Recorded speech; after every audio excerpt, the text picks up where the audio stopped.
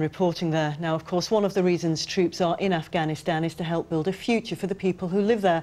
And one man who would echo those sentiments is Ramon Mohamed, who set off from Yorkshire to Afghanistan, trying to discover more about his roots.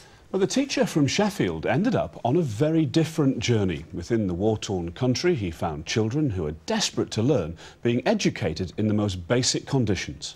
Well, he promised to try to help them, and he's keeping his word. We'll be speaking to Ramon in a moment, but first, let's see him with some of the children he met.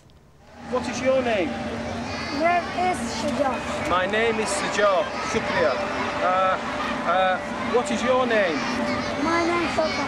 My name's Shoka. Well done.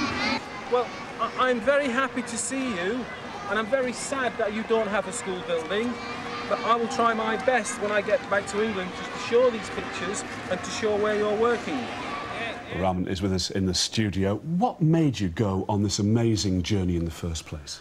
Well, first of all, I wanted to find my roots. I'm from a dual heritage background. My father sadly died in Pakistan in the 1980s, and I know his grandparents were from Afghanistan.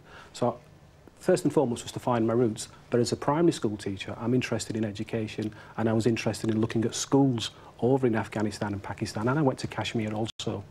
And what sort of conditions are the children taught in, the most basic ones, really? Well, they're just out in the open. They're on earth, sat on rocks. When I was there most of the time, it was raining, so the conditions were very, very poor, very poor. We have an image, obviously, of what is going on in Afghanistan at the moment, but were you able to travel freely in various areas? Most of the time. I had to take a risk because I got in touch with an organisation called WADAN, Welfare for the Association for the Development of Afghanistan. They asked me to come over to look at the community-based schools, but they said, when you are out there, it's up to you in a way. You know, we would like you to go, but you take your own risks. And so I did. And yeah, there were some things that did happen over there, and I did hear some shooting and some bombing from time to time, but it was the adrenaline that kept me going and kept me going. And when I saw the poor children sitting there, I didn't think of the risk, to be honest, because these children actually live in the risk day in, day out. Exactly. You could come away from that. The children, they live there, as you say. I know you've come back so enthusiastic and inspired. What is it that you now want to do? Well, I'd like to help support to build schools and try and build people and build a nation over there. I want some expertise. If someone can help me to set a charity up.